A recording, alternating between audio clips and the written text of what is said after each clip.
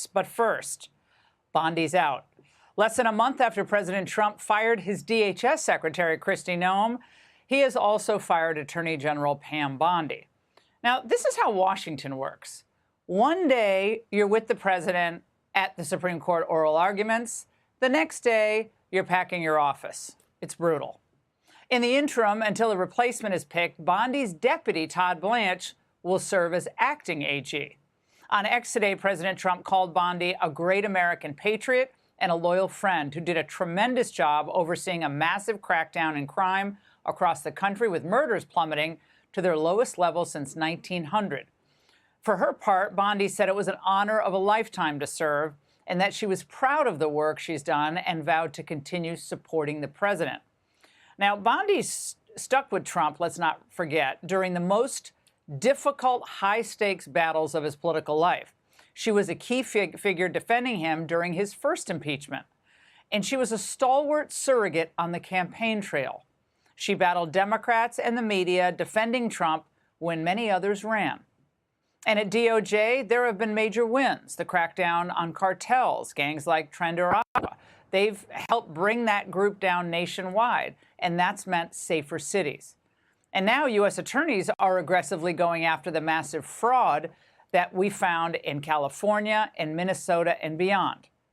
But President Trump, nevertheless, had grown increasingly frustrated by other headlines, like this: mistakes and redactions in the Epstein files, and then a supposed mistake in information turned over recently to Hill Democrats.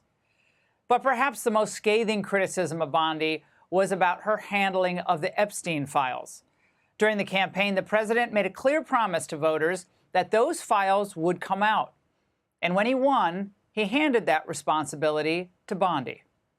One of the things that you alluded to, and this is something Donald Trump has talked about, the DOJ may be releasing the list of Jeffrey Epstein's clients.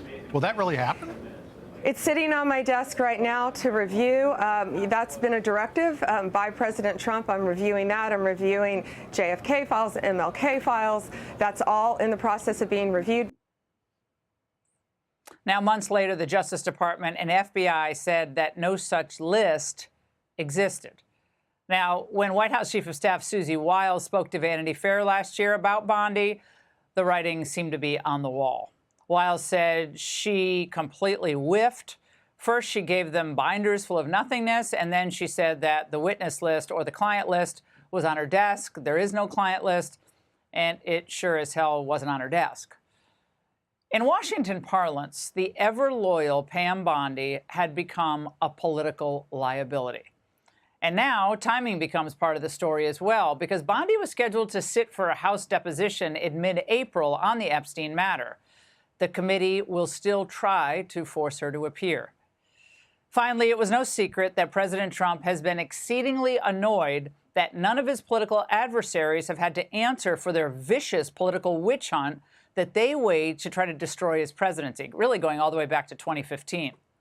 In September, posting on X, the president accused Bondi of being basically all talk and no action, writing in part, "Nothing's being done." He was citing Comey and Letitia James, Adam Schiff, and he wrote that they're all guilty as hell, but we can't delay any longer. It's killing our reputation and our credibility. Of course, Comey and James were indicted, but those cases were dismissed without prejudice, but with the judge ruling that the federal prosecutor was unlawfully appointed. The DOJ is appealing those dismissals. Now, in the end, as much as the president personally liked and continues to respect Pam Bondi, and a lot of us do, the president gets to nominate the AG he thinks will be best in that role. So whom will he choose now? With an increasingly unreliable Senate, the president will need to proceed very carefully. Another bruising confirmation battle is probably not what he needs right now. But know this, from day one, whoever the AG nominee, Democrats will have their knives out for him or her.